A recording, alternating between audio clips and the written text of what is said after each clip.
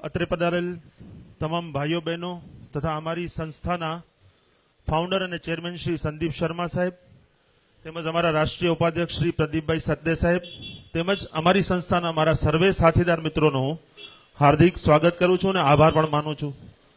સૌપ્રથમ તો અમારા રાષ્ટ્રીય અધ્યક્ષ અને ઉપાધ્યક્ષશ્રીનો ખૂબ ખૂબ હૃદયપૂર્વક આભાર માનું છું કે મને આ જવાબદારી સોંપી, આખા ગુજરાત રાજ્યના પ્રેસિડેન્ટ તરીકે મારી નિમણૂક કરી। હવે મારે તમારી અપેક્ષાઓ ઉપર ખરું ઉતરવું છે। ભાઈ બહેનો, આપણું ગુજરાત છે ને વિકસિત રાજ્ય કહેવાય છે અને છે પણ।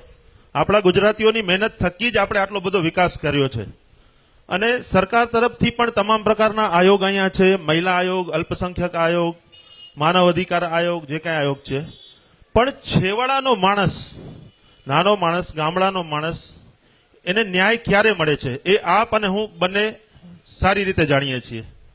બસ આ જ લોકોના ઉદ્ધાર માટે, આ જ લોકોના જે અધિકારોનો હનન થાય છે, જેમને જે હક મળવો જોઈએ, ગુજરાત રાજ્ય જેવા વિકસિત રાજ્યના તેઓ રહેવાસી છે, છતાં પણ તેમની સાથે ઓરમાયું વર્તન છે, તમામ પ્રકારના સહયોગ છે, તમામ પ્રકારના આયોગો છે, બધું છે, પણ તેમને સુધી કાંઈ પહોંચતું નથી।